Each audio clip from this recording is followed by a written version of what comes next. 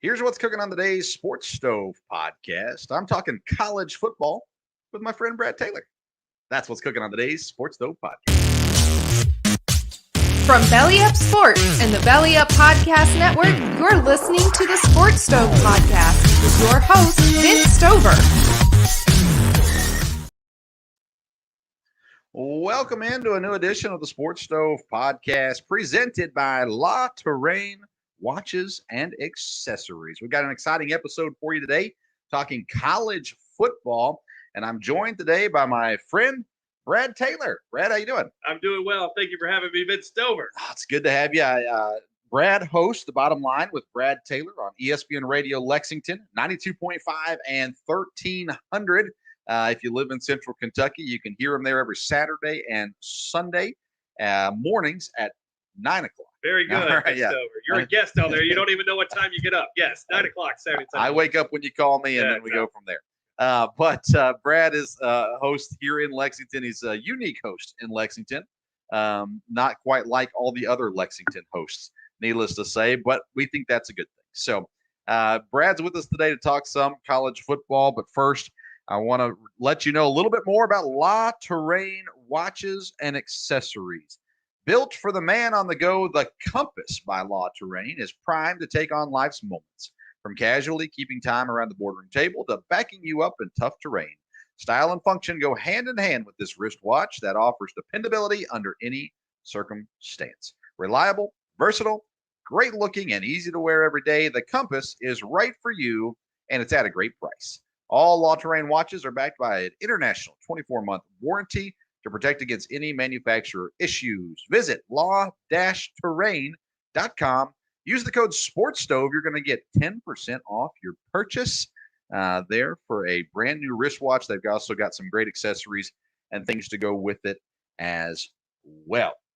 All right, Brad, we're going to get to Kentucky in a minute because we are here in Lexington, and so there's plenty to talk about when it comes to Kentucky. But I want to start right off with the big question. College football is getting ready to kick off. Well, technically, it's already kicked off, but for all practical purpose, it's kicking off right now. Actually, the big games. As we're doing this show, Ohio State, and Minnesota kicking off, but or soon. And let's go to the top four immediately. Most people have the same 4 to 6 teams in there.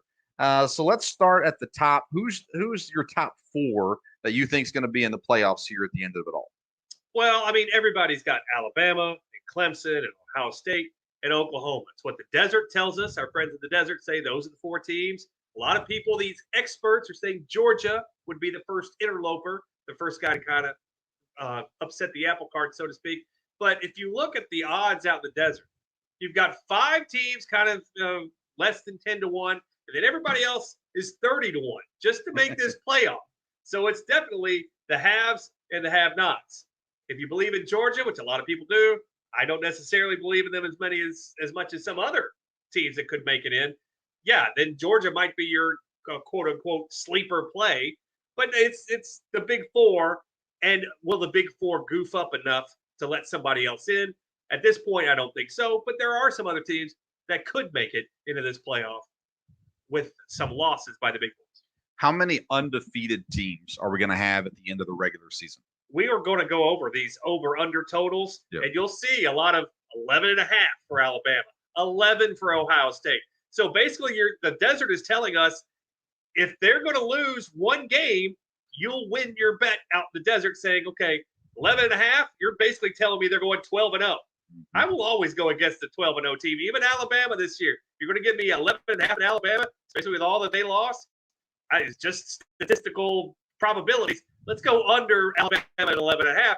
But all these big guys, they're all sitting at 11.5. And the desert thinks that they're all going to make it and get those big numbers because that's what the public right now, they're pushing going over in a lot of these teams as well. 2 teams are predicted or given the over-under win total at 11.5, Alabama and Clemson. I personally, and I've said this already on the program, that I think Clemson is the best team in the nation this year. I think that they are going to go undefeated. I think they are going to win the national championship, but they might have more competition in the ACC than they've had in recent years this year alone. And we'll get to the ACC in a moment. Alabama, Clemson, Ohio State, and Oklahoma seem to be the front runners in the 4. You mentioned Georgia.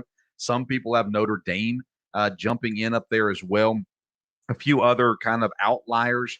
The team that I'm watching is from the Big 12, and that's Iowa State. I'm big on Iowa State this year. I think that they could do some really big damage to Oklahoma and Texas and Big 12 and things like that. Matt Campbell, I think, is a good coach.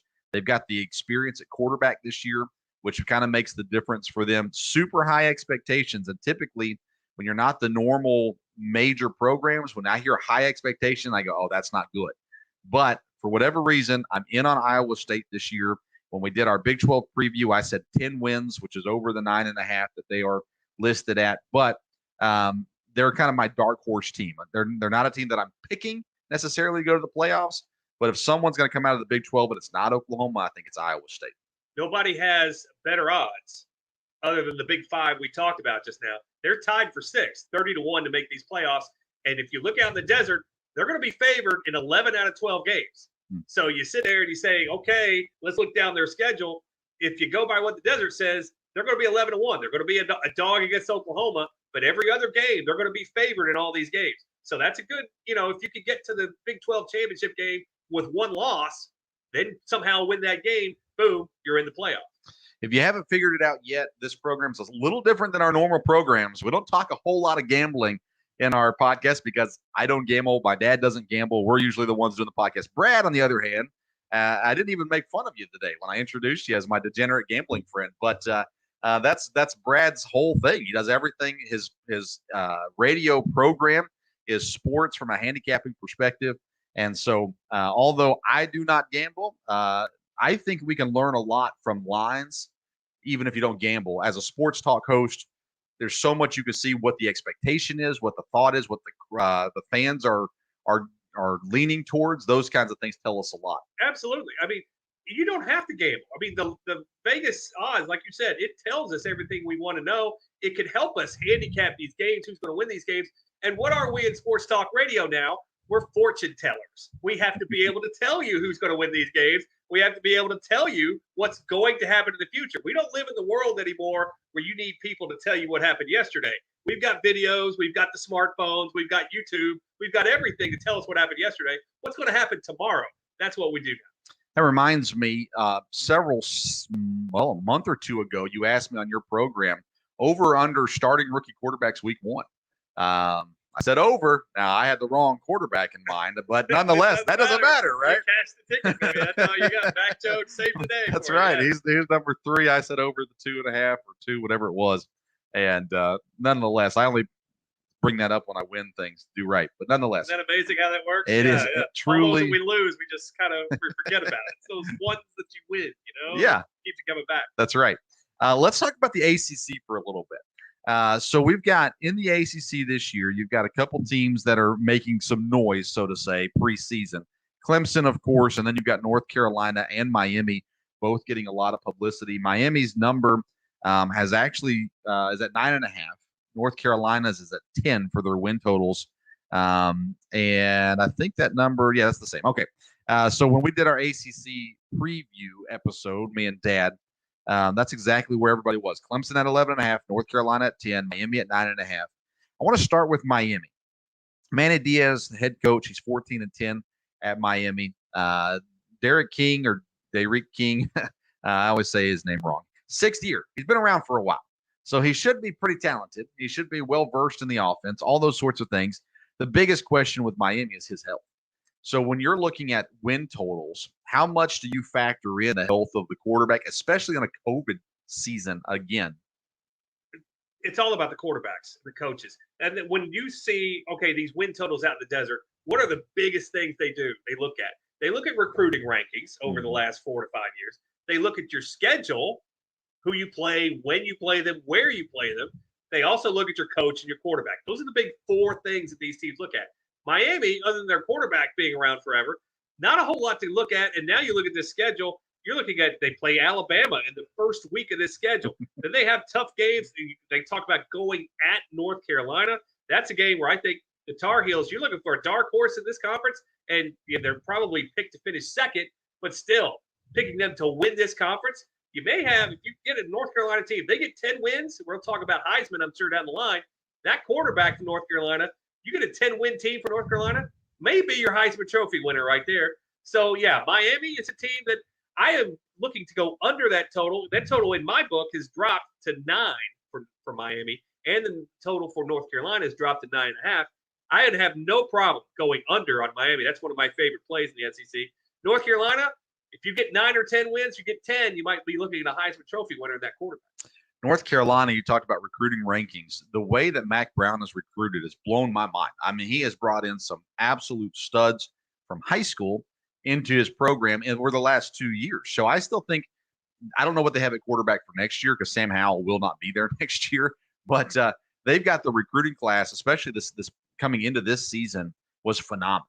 So they're going to continue to be strong as long as they can keep the answer at quarterback. They lose 2 running backs to the NFL draft. Both of them going to be playing getting significant touches in week 1 in the NFL this year. That's usually a big deal, but they bring in Ty Chandler.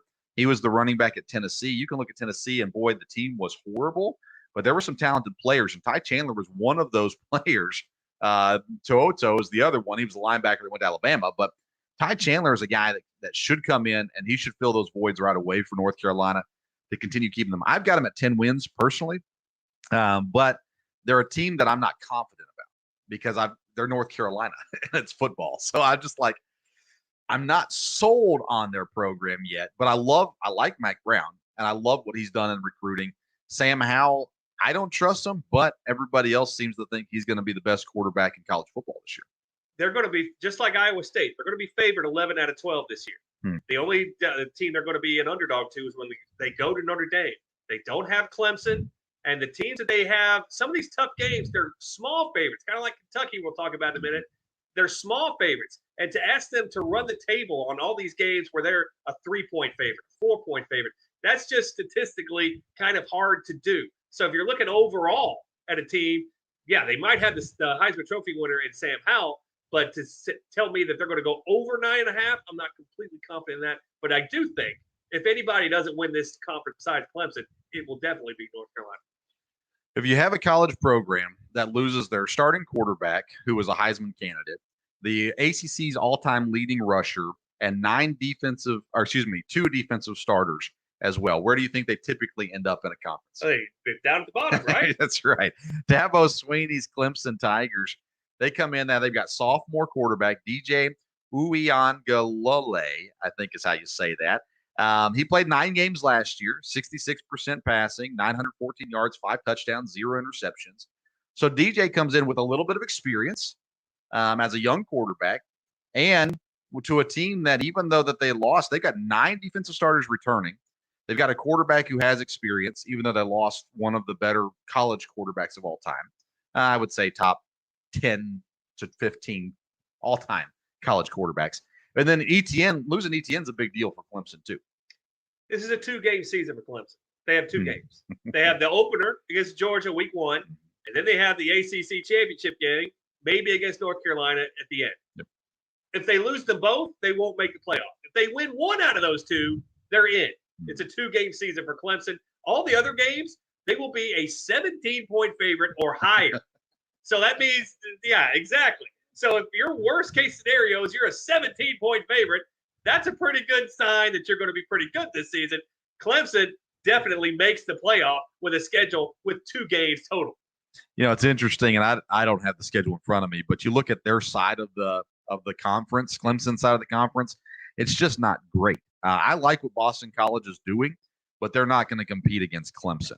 NC State, there's a lot of people high on NC State to some degree. There's the win total is not huge for them, but there's just, they're not going to challenge. Florida State, they're still a ways away. They're not going to challenge. Wake Forest, I really like Wake Forest this year, but again, they're not going to challenge Clemson. So you're exactly right. It comes down to game 1 against Georgia and the ACC championship game. Ultimately for them, it's getting ready for the playoffs. They can kind of work it as a college basketball team. Let's just prepare for March. And so when we get there, we're ready to go. That's kind of what they're doing this season. You said North Carolina State, though, and they are one of my favorites of all the teams in this conference. They're sitting at 6.5 wins. Going over that total, that's my favorite of all the bets in terms of win totals in this conference. North Carolina State to go over that 6.5. I've got them at 8 wins. They've got a really good running back tandem, a great offensive line, a pretty good defensive secondary. Their quarterback, he was injured last year, but in his 4 games that he played last year, he looked good. Dave Dorian seems to be a good coach. So, yeah, I'm with you on that one. I like that one as well. Let's go to the Big Ten now, because there's a lot to talk about with the Big Ten. Of course, they're kicking off. They kicked off last week with the barn burner, Illinois and Nebraska. How'd you like those missed extra points, Mr. Over-Under 52.5? Yes. It was that game was so ugly. It was football, so it was nice. It counted for something, but boy, was it ugly. Nonetheless, here we are. We're at the Big Ten. There are 6 Big Ten teams with a win total of 8 or more this season. A lot of people are hyping up Penn State. I do not understand the hype on Penn State. Penn State's win total is at 9. I've got them at 7. What are your thoughts on Penn State, James Franklin, Sean Clifford, and what they're doing there in Pennsylvania? Did they lose Will Levis, though? But they lost Will Levis, the now Kentucky quarterback. Why are we even having this conversation? Because I saw that man eat a brown banana on a video, which makes him the greatest quarterback in the history of football. That's an inside joke for you Central Kentucky people out there. Penn State, do you really have faith in James Franklin? I guess that's the big question because last year they had a very disappointing season. Mm-hmm. They lost, I think, the first 4 games I think they lost last year. How do they come back after a season like that? I think they do. They had their quarterback coming back. But is this something where 8.5 you look to go over? I think that's a very good number. If I shade anyway in this, I would maybe shade the over, thinking they go 9-3 against a schedule that's a little easier than it was last year. But, of course, this opener against Wisconsin may be a little bit tougher for them too. Definitely. Sean Clifford is a decent quarterback. People are hyping him up as one of the better quarterbacks in the conference. I don't see it. But he's also injury prone, and they have nobody behind him. If Clifford goes down, Penn State's losing a whole bunch of games this year. They play a very rare interconference game against Auburn, 3rd game of the season. Be very interesting to see kind of not maybe the best team in the SEC, but somebody's considered mediocre in the SEC right now. Just changed coaches, just had some flux, some turmoil. To go to Penn State and see how that Auburn team does it at Penn State. That'll be a very interesting game, maybe a tape measure to see which team and which conference has it this year, which doesn't. Yeah, Penn State had 17 turnovers last year. 9 of those 17 were the quarterback throwing interceptions, and he's supposed to be the savior for Penn State this year. Let's talk Michigan, because I was surprised that there's a lot of hype around Michigan. Their number's up to 8 according to DraftKings right now, and that's up from earlier this year when it was at 7.5. Jim Harbaugh has failed to get anything out of any of his quarterbacks. He's got Cade McNamara, the junior at quarterback this year. I mean, what do we expect out of Michigan? Tough schedule. They go to Wisconsin. They go to Michigan State and Nebraska. You think maybe they will split with those because there's 2 tough ones. They also go to Penn State, and they get Ohio State at home. They also get Washington in a non-conference game at home. You sit there and you say, Michigan, when are they going to come back? It ain't going to be this year. This is a 7-5 team. They could be a lot better this year than they were last year, but that schedule is very difficult. When you play Ohio State and Washington home and then have those road games, that's tough to sit there and say, you've got to give me 8 wins to cover this. Yeah, I'll take the under on Michigan. That one, no problem. Yeah, that's a great point. They could play better, be better on the field, and still not have a better result than last year. Absolutely. Yeah. Let's talk Indiana. Friend of the podcast, Tom Allen. He's got his quarterback back from injury, Michael Penix Jr., who only played 6 games last year before getting hurt. They have, outside of maybe Ohio State, they have the best wide receiver core in the conference and probably a top 5 wide receiver core in the nation as well. They've lost some stuff on defense. That's really where it's going to be scary for them, and they've got to get the run game going for them. They're at 7.5. They're up now to 8 as well. And I've got them at 9 wins, and 1 extra win all of a sudden shifts things for Indiana again. The question I have is, outside of me, because I'm a little biased because I really like Tom Allen. Last year, was it a fluke, or is it something they're going to come back to? It's all about one. It's about Penix. Yeah. Can he stay healthy? Because in his career, he has never stayed healthy. So you look at a school like Indiana who needs a guy like Penix. It's not like they have another 5-star guy on the bench just waiting to come in for him, because you saw what happened when he went down last year. This Indiana team, you said it best. Are they a fluke? Are they not a fluke?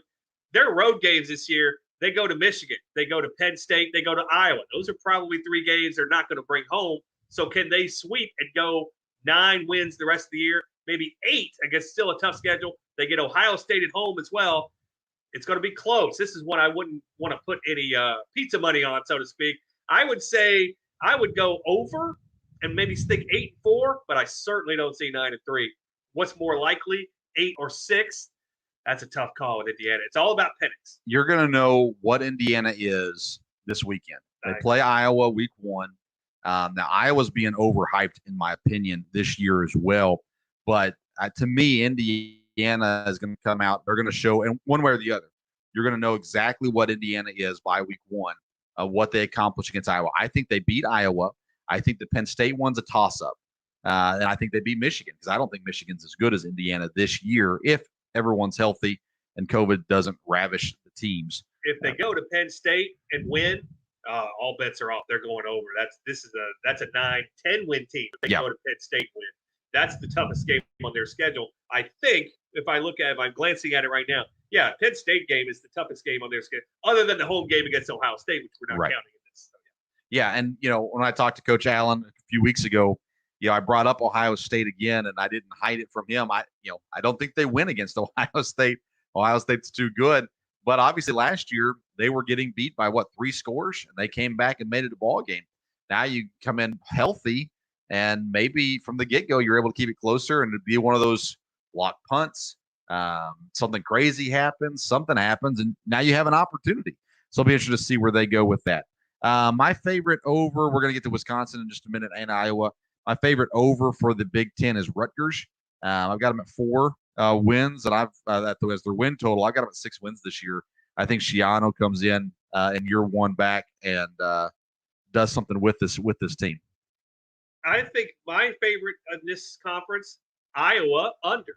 I mean, it's just like, do they start slow this year because they got Indiana and then they go to Iowa State? They go 0-2 in those, which they very well could. Now you're in trouble going the rest of the way. Yeah, they closed the year with 6 wins last year. That ain't happening this year. How long is it before they miss that strength and conditioning coach too that they had a bunch of issues with? Yeah, they closed out not this year. Under big time on Iowa. Yeah, in those 8.5 wins. Iowa closed out the last season okay, but they started this season poorly with all the drama that went on. I just can't imagine that they're just put it behind them and move on. That's why I think that Indiana beats them in week 1. A lot of people have a ton of respect for Kirk Ferentz as a head football coach. 20 years ago. That's what I'm saying. He is able to produce tight ends to go to the NFL. Yes. He's able to produce offensive linemen. They still have those tight ends that stand straight up like they did back in the Hayden Fry days. I never understood that. Why didn't anybody copy that? I don't know why. I don't understand what all the hype about Iowa is. Their quarterback is not good at all. O-line's good. Running backs are good. Sure, they got some good defensive depth, but overall, I just think I've got them under as well. Iowa, let's see here. Wisconsin. Wisconsin is a team that constantly underachieves. They come in with high expectations. They have a good team. They have good players. They've got, I think, a decent coach. He's 56-19 as a head coach at Wisconsin. Is Wisconsin a legit threat to Ohio State this year? Yes, I think they'll go over their total this year. I think this is more about schedule. I think for Wisconsin this year, all those games they get to flip around. They don't have Ohio State on their schedule, and you look at their road games. They get on the road, Illinois, Purdue, Rutgers, Minnesota, all winnable games. So the schedule's really in Wisconsin's favor. They do get Notre Dame in some kind of neutral site, whatever that is. I don't know is that Lambeau Field? I don't know what that, but it's it might be at Lambeau, quote unquote neutral site. But those 4 road games, all winnable games. So Wisconsin has the benefit of the schedule. Team I like to go over the total this year. Northwestern, they get a lot of talk about their coach, Pat Fitzgerald. He's had opportunities to go to the NFL and has turned them down, or at least turned down the opportunities to interview for jobs and things like that. They've got the transfer Ryan Helinski that comes in at quarterback from South Carolina. They've got a pretty low win total. I've got them at 6.5 as their win total. Is there anything to worry about outside of, who outside of Wisconsin and Iowa on that side of the division is worth paying attention to? Well, it's not Northwestern. Okay. They have 8 returning starters combined. They don't have their quarterback back. Yeah, they won the division last year. That's not happening this year. If you ask me one team in the Big Ten, I mean, if you say the dark horse to win the conference, I'm going to stick with Wisconsin because that's the only team I see that could beat Ohio State in a championship game type thing. But if you're asking me who's going to be the most surprising team, might be Purdue. Yeah. Might be Purdue. You got a coach that might be on the hot seat, making $6 million a year. That might be the team that you look like. I see a 5-win total. I have no problem seeing this team getting 6, maybe 7 wins. Yeah, I've got them at 7 as well. They're one of the few programs that is planning on playing 2 quarterbacks that I actually think it might be okay. They know what they're doing with them. They have a reason for doing the 2 quarterback system. They got Jack Plummer, the junior, Aiden O'Connell, the senior, and they both have some experience. They both looked okay while they were out there, and they're going to be an exciting offense at the very least. You're exactly right. Jeff Brahms had opportunities to go elsewhere. He stayed where he's at, and this might be the year he's able to put it together. All right. Let's see here. Those are all the teams from the Big Ten, the Big Ten that I care to talk about at this point. Let's jump over. Let's quickly touch on the Pac-12. I do not see a legit contender out of the Pac-12 this year. In terms of national championship. Correct. Playoffs even. Well, let's go back to the year Washington made, and they were 12-1. And who was sitting in the SEC? Georgia, a team that had lost 2 games on the year. They had lost the SEC championship game to Alabama in a close game. They had lost another game during the season. Now, if history tells us anything, a 1-loss Pac-12 team will get in before a team like Georgia that loses 2 games. Even if a team like Georgia loses by 3 to Clemson this weekend and by 3 to Alabama in the SEC championship game, history tells us that they'll take that 1-loss Pac-12 champion over a team like Georgia. So, in terms of a dark horse to make the college football playoff, I always like to look at the Pac-12 because you're going to get good odds for these teams. I look at, Oregon and Washington, USC, Arizona State. Any of those teams could win this thing. But if they have a 12-1 record or better at the end, yeah, don't bet against them making the playoff. They very well could. I think the best team with the most likelihood of coming out of the Pac-12 eligible for the playoffs is Arizona State. They could, but I think I'm more of a Washington guy this year. I think Washington still got it. They had a coaching change last year. Excuse me. And but I think that schedule really sets up for Washington to win this thing. And don't sleep on USC in this one either. So USC, eventually, Clay Helton, who we kill on my show, being one of the worst coaches in the history of college football against a point spread, he's been awful. But this is between USC and Washington to get to this college football playoff, possibly as a 1-loss team if they can sweep the Pac-12. See, I've got Utah and USC tied for second in their division, with Arizona State winning the division. On the other side, I've got Oregon and Washington both at 10 wins. I think every team in the Pac-12 has at least 2 losses come playoff time. And if they go to the conference championship game and each team has 2 losses, they're just playing that game for the gamblers and the families at that point, because there's no need to bother if you're worried about a playoff spot, because it's been long gone before that game even started. Chip Kelly's at UCLA. Hasn't been able to put it together yet. It's his 4th year there now.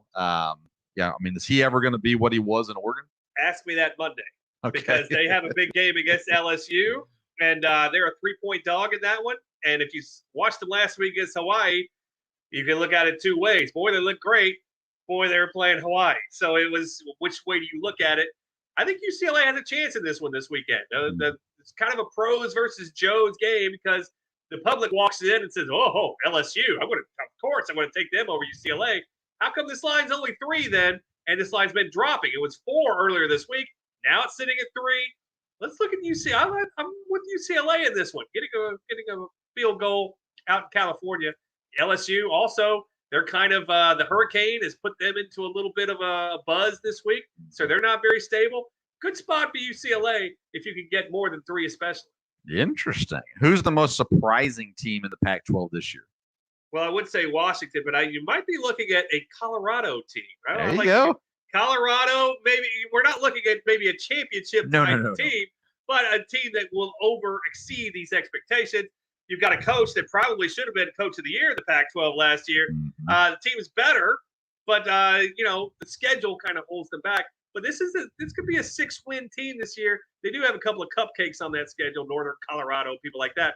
They do get Texas A&M. Will put them in their place. But I see, the Desert says 4.5. I'll see a 6-win team for Colorado this year. That's exactly where I've got it. 6 wins. They got a respectable defense.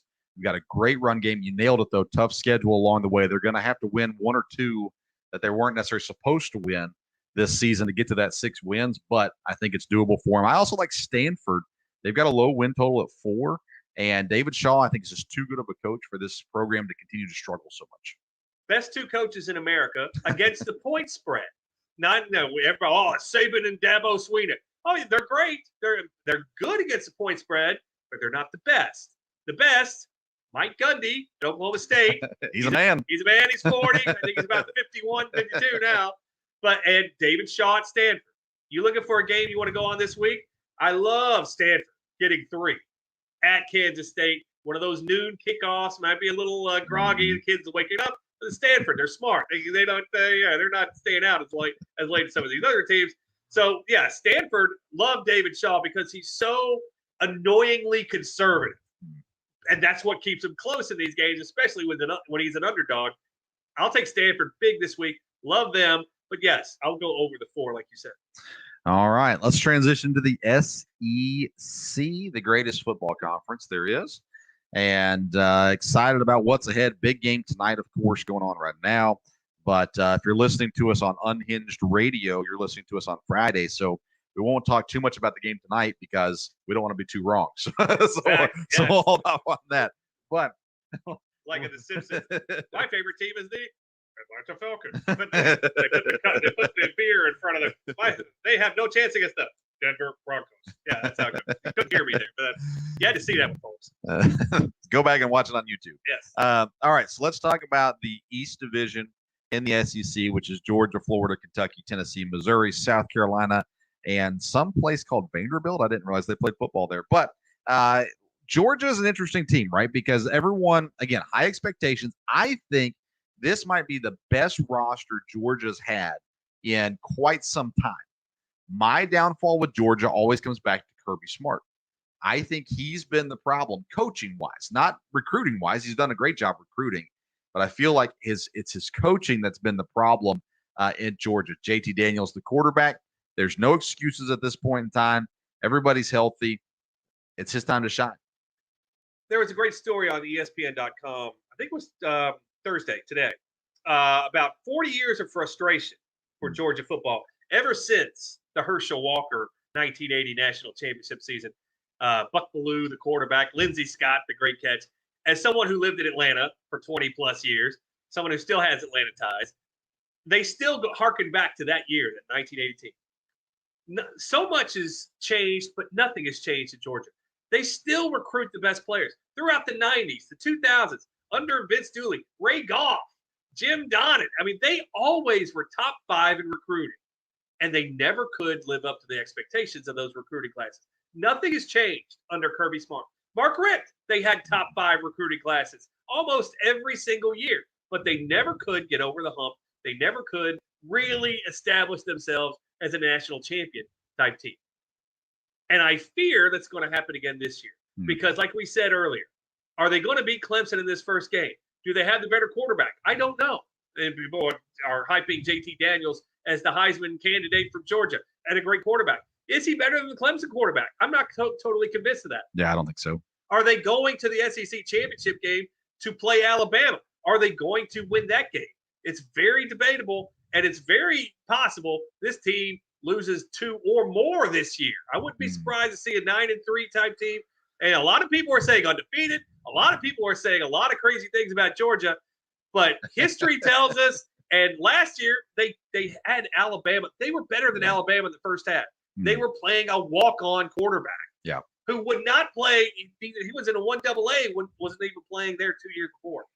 He was. If they were a quarterback short last year, are they a quarterback short this year? We're going to find out. I don't think they are. That's just me because history tells us Georgia finds a way, as cliche as it sounds, to not get it done.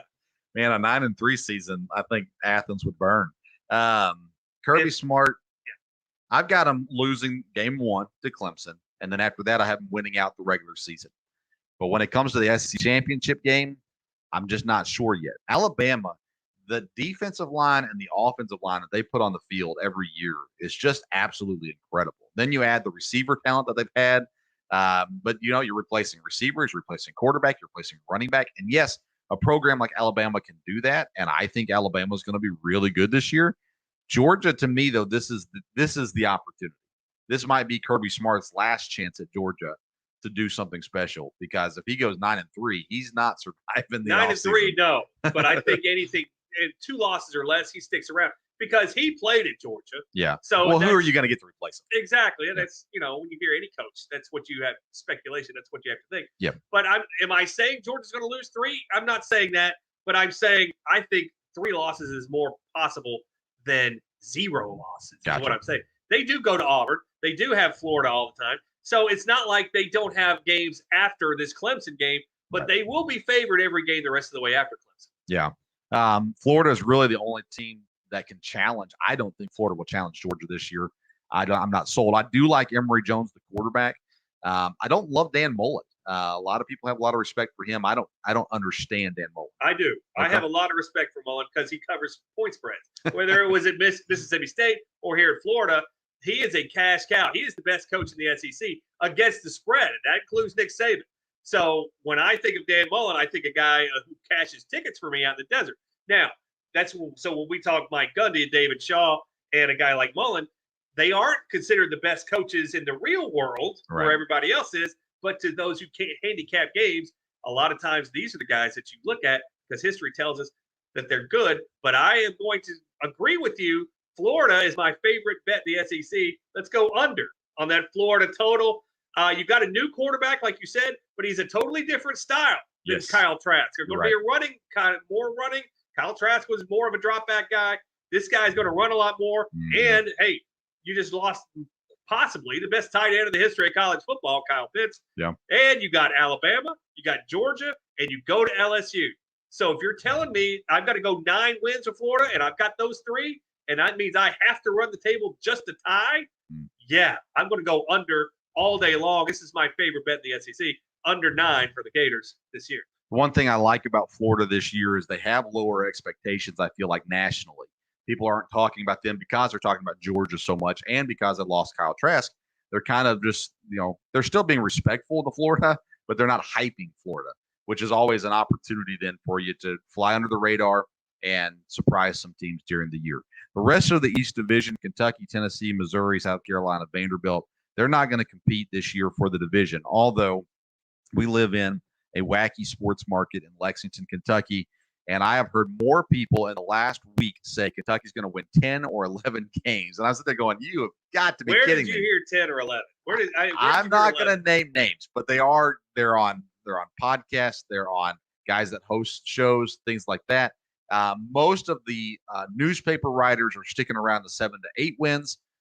But there are guys this week that are getting so excited about Kentucky football. They're saying 10 wins, 11 wins. They're going to win the East. They're going to be second in the East, whatever it may be.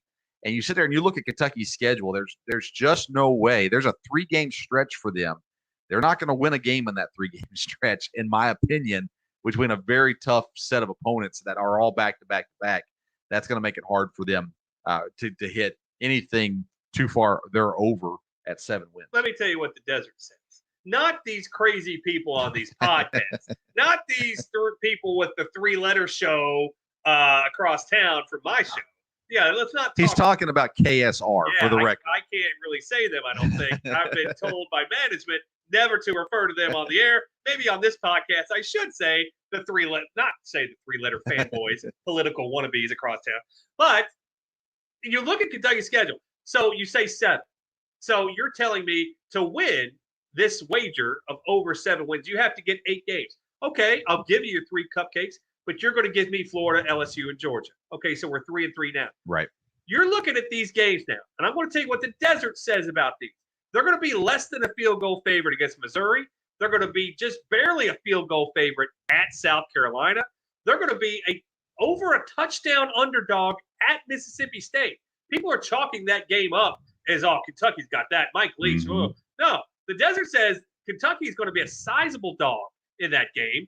And then you have, your Tennessee team, hey, it's going to be a 3 to a 4 point favorite, is what the Desert says when Kentucky up here. And then Louisville, they've already said it's a toss-up. It's a 1 point game. Kentucky's a 1 point favorite. So you're telling me to lose, or excuse me, to win, to go over 7. You've got to run the table in those games. Mm-hmm. And whether you put Team A and Team B in there instead of Kentucky and Missouri, it's very statistically not in your favor to say that Kentucky's going to win all those games where the Desert tells you those games are barely more than toss-ups. Yeah. And I think by the time you get to Kentucky, Tennessee, you're going to realize Tennessee is going to push over this year. They're not going to be great. They're not going to push for the division, anything like that. To me, Tennessee and Kentucky are at the exact same spot when it comes to your wins, where they're at, how many games they're going to win this season. They're in that 6 to 7 range. And whoever wins that game gets 7 wins. Whoever loses that game gets 6 wins. I can't disagree with that. It's a very good point. By that point, and you talked me into this a little bit, because at first you look at Tennessee, they have 20 whatever people in the transfer portal. They lost all these great players. New coach, new offensive coordinator, new defensive coordinator, new quarterback. They're the only team in America that says they have a new at all those 4 spots: head coach, coordinators, and quarterback. They're the only team in America that has completely new people at those 4 spots. So immediately think, oh, they're going under for sure. But then you look at the talent they have. They brought in a quarterback who's going to be probably as good, if not better, than the Kentucky quarterback, if you believe all these ratings and stuff. I'm with you now on the Tennessee over. You sit there at 6. I would favor the over before I favor the under. What's more likely, 5 or 7? I would say so. Yeah, and I don't fanboy over Tennessee anymore. There was a time in my life I did, but as I've gotten into sports talk, I've learned to go neutral on some of these things. I still Packers. I still lean that way at the Packers. But outside of that, I feel like I've been able to go pretty neutral on stuff. Tennessee, Heupel, and again, maybe he regresses next year, but I think year 1 under him is going to be a decent year for Tennessee. Joe Milton, the quarterback, he comes over from Michigan. Everybody goes, oh, he's horrible. He stinks. Tell me when the last time a quarterback succeeded under Jim Harbaugh. Now you're going to see him in a different system, one that is super quarterback friendly. And I think a lot of people are going to go look at Jim Harbaugh after the season and go, why didn't he play like that in Michigan when he's playing that way there in Tennessee? So they're winning right now, by the way, against Bowling Green. They're all on their way to covering that 39-point spread. But, when I look at Kentucky's schedule, again, they beat Louisiana Monroe here week 1. They beat Chattanooga week 3. That Missouri, South Carolina, I'd like to think they beat South Carolina. I'm not sure they beat Missouri. And I'm not a huge Missouri fan on that either. Let's see here. Missouri this year, I've got them going 6 wins. Second-year coach. They've got a returning quarterback. They've had time to work and practice where they didn't have that time last year. New defensive coordinator, Steve Wilkes. There's good things happening if they can get consistent. So to me, it's not a give me there. Then you look down Mississippi State and Tennessee. They could split that, or they could lose both of those games. I'm not a Leach guy at Mississippi State. I don't have a whole lot of confidence in him either. As a matter of fact, Mississippi State is one of my bigger unders that I have this year. I have them and Ole Miss both going under. But nonetheless, there's that. They should beat New Mexico State. What about the Louisville game at the end of the year? Toss-up game. Complete toss-up game. The Desert tells us when they came out with the look-ahead lines, that was a 1-point game.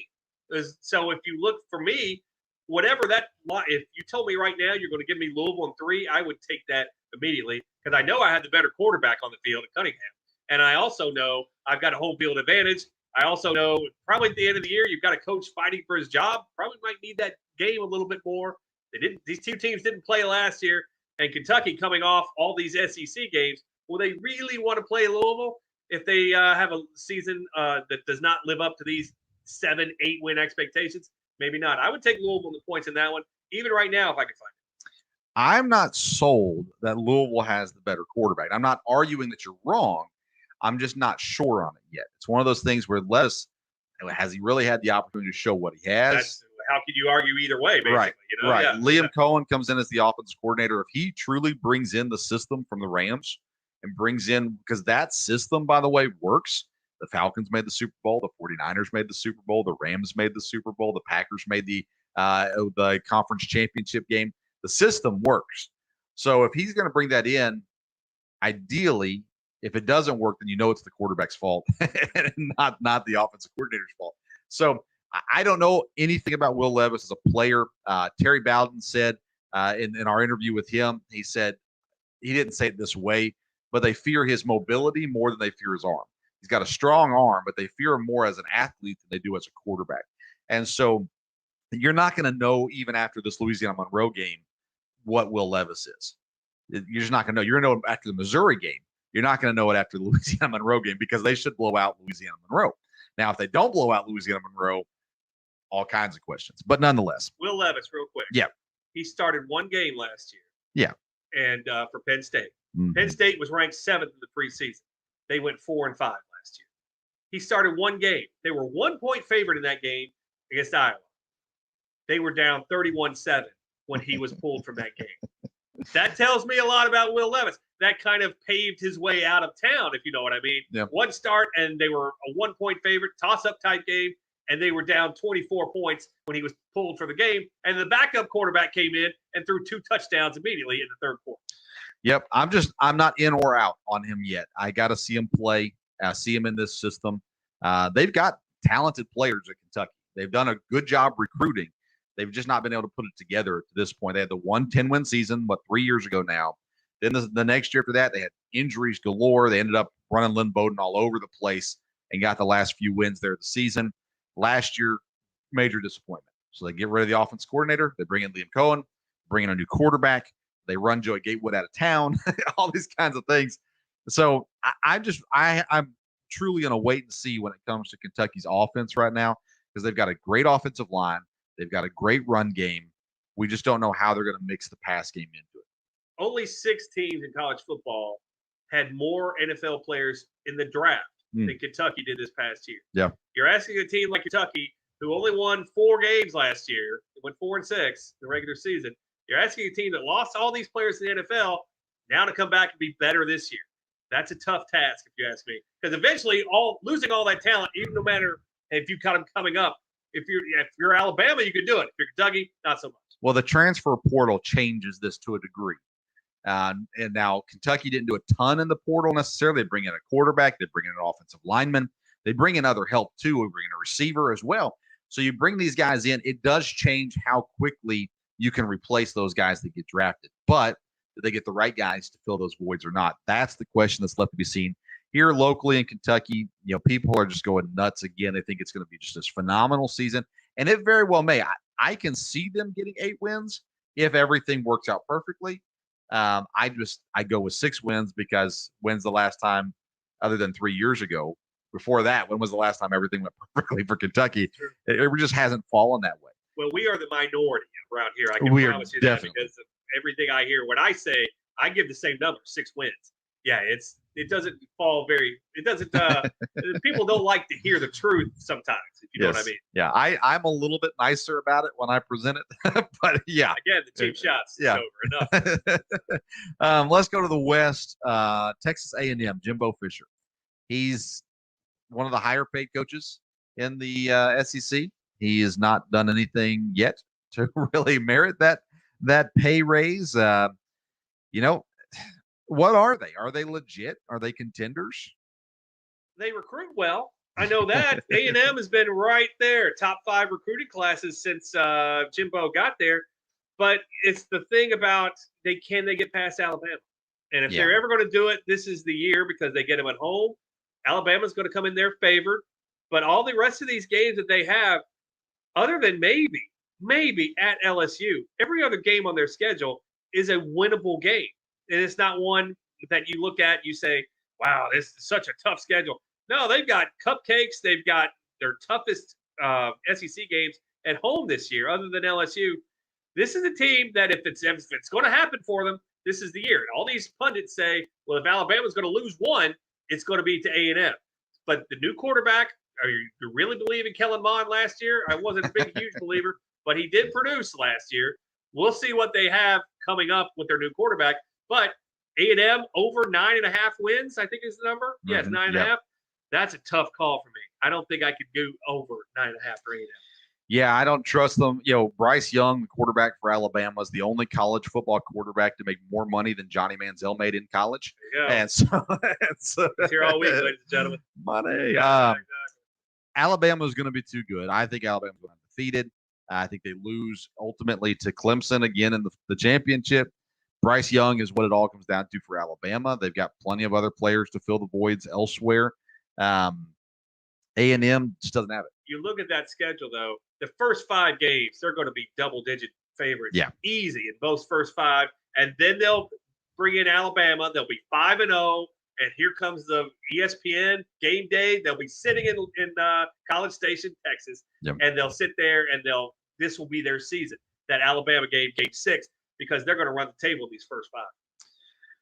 Auburn brings in a new coach. They bring back a quarterback that grossly underwhelmed last year in Bo Nix. They actually have an LSU transfer that might get some playing time, TJ Finley. TJ Finley's going to be kicking himself for leaving LSU because he'd be starting right now at LSU. No questions about that. But nonetheless, new coach, solid defense, good running backs, really tough schedule for Auburn.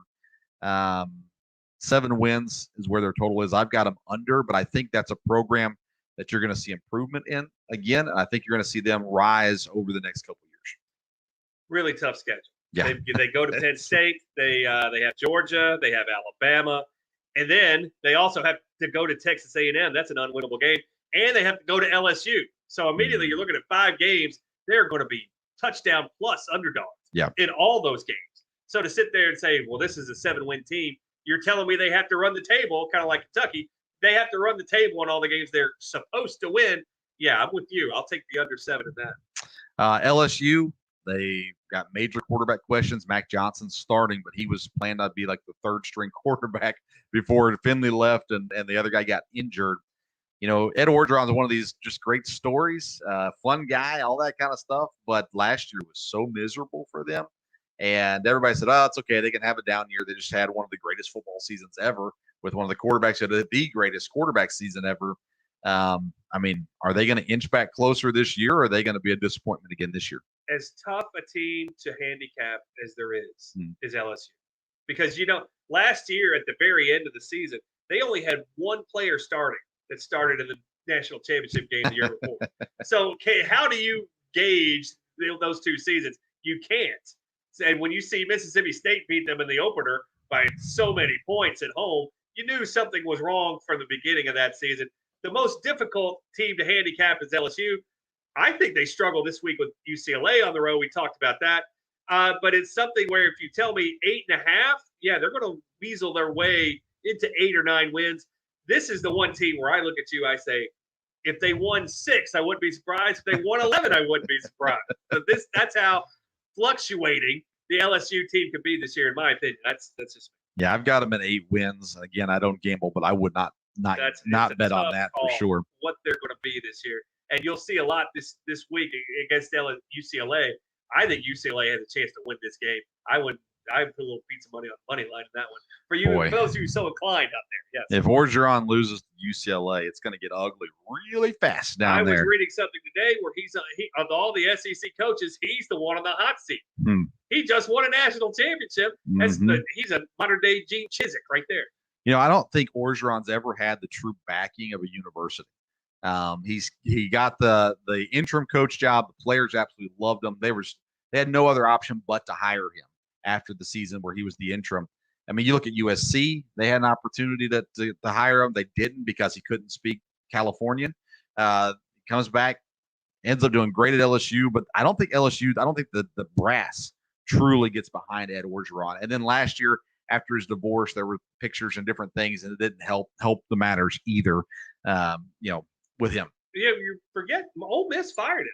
Yeah. 10 years ago, Ole Miss said, hey, you're not winning enough games. Get out of here. And then they brought in another cheater who came in and cheated even worse. So that's another story too. But hey, if Orgeron gets fired at Ole Miss and then goes on to win a national championship, who's right?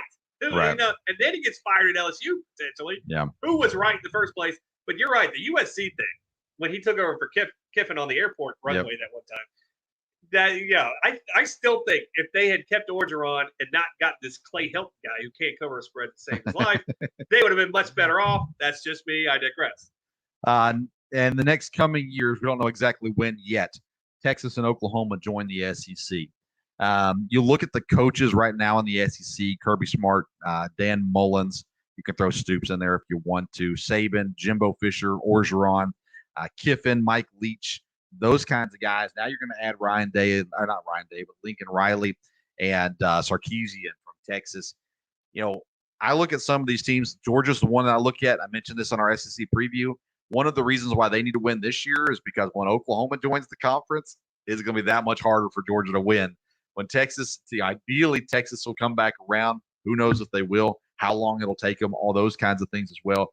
But things are only going to get harder in the SEC and not easier. I'm very interested to see how they do this because the thing that I've read that made the most sense is kind of do it like pods of geographical pods to where, it would be Texas A&M, Texas, LSU, and Oklahoma in one group, or Arkansas instead of LSU. Yeah. And then do it, in Kentucky would be with Tennessee, Vandy, Missouri, which would be one of the nicest schedules you could come up with for a football team.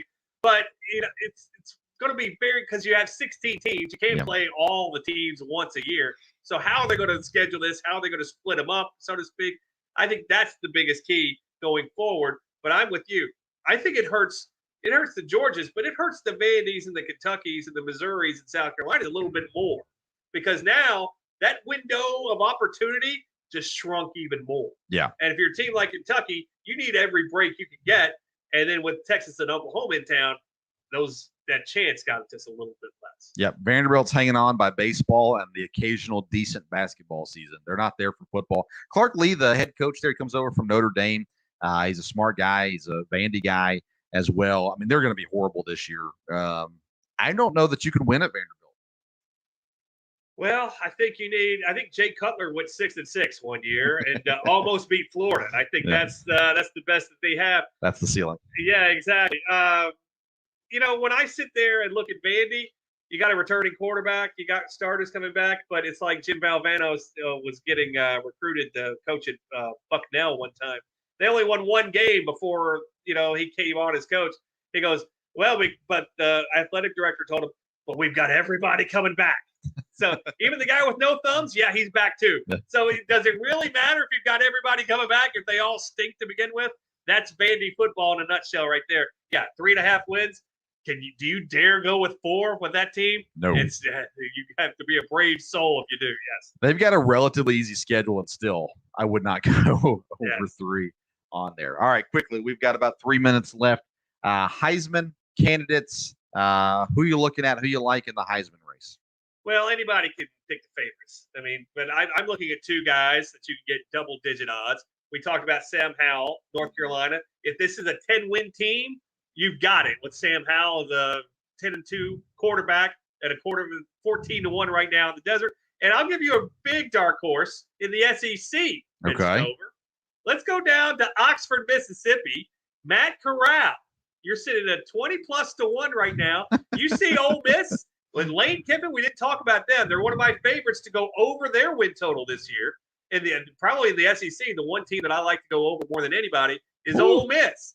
You see Matt Corral putting up those points last year. Yeah. Don't forget, Ole Miss put up 39 points a game last year, including 49 against Alabama. Yeah. So it's not like this team can't put up the points.